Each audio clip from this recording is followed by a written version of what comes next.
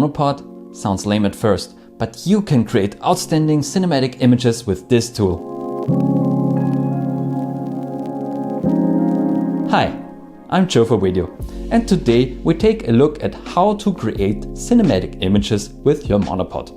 First, we will take a look at what monopod you need. Then I will show you 4 different tricks and techniques that you can use to turn your ordinary old school monopod into anything but ordinary. I use a Manfrotto Monopod with a Benro S4 video head.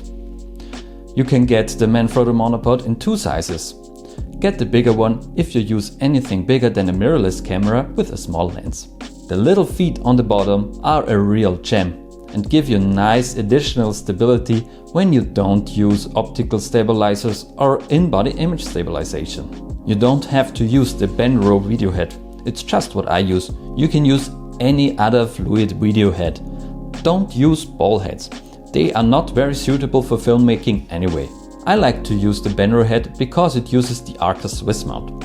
I like the Arca Swiss mount since it's very flexible, small, affordable and comes in many different sizes. I don't really like the big Manfrotto plates since they are sometimes cumbersome to use. But you can use any system you want, more freedom to you. Now I will show you in a short test video what this combo is capable of with the Panasonic S1 and the Sigma 2040-70 f2.8.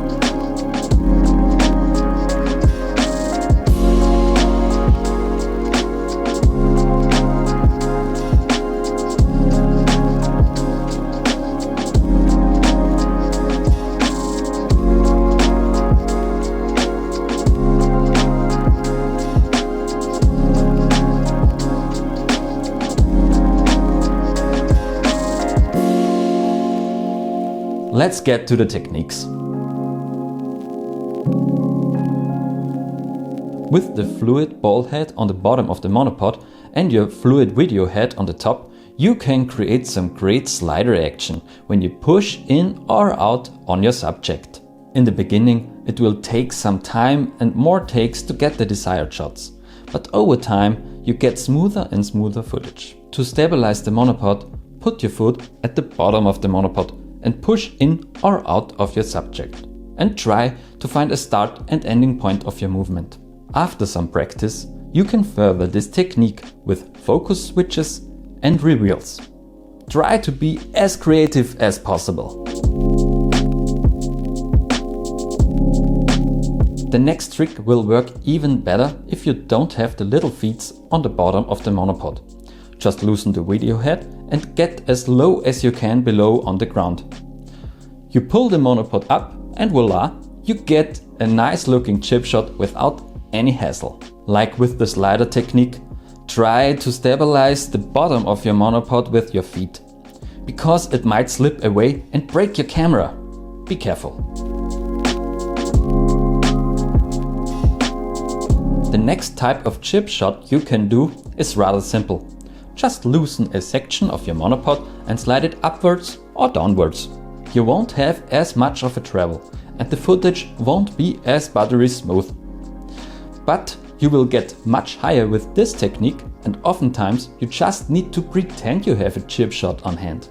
It's just like with this Edelkrone mini slider which only moves a couple of centimeters to give the impression of slider movement. It's just the same. The next method is quick and easy to get shots low on the ground. Just hold your monopod on the bottom and let it swing freely. Rotate your screen upwards so you can see the image you are taking. Since the image will be upside down, you have to rotate it in post. Also, the image can be quite shaky sometimes. It's just an easy method to get shots near the ground without complicated rigs and hurting your back. I just like the technique for the sheer simplicity of it. You might ask yourself, why use these techniques and not a gimbal or Steadicam? I use these methods all the time. When I shoot a wedding or an event, I have to film people who talk over a longer period of time. If I would use a gimbal or a Steadicam for that, my arms would fall off after just a couple of minutes. A monopod is the ultimate tool for events like this.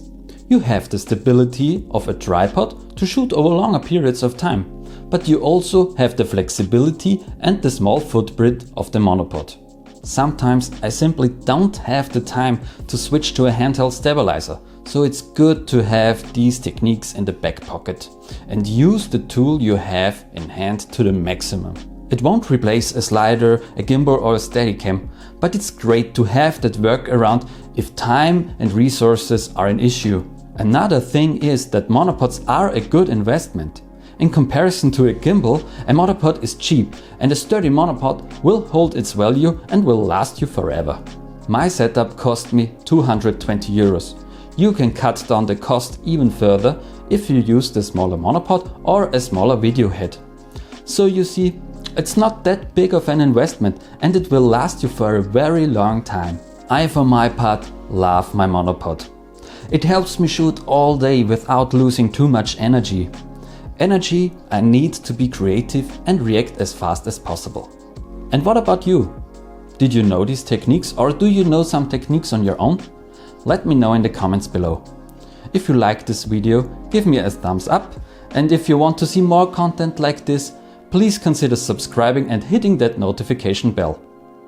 I hope you have a nice day and create something beautiful.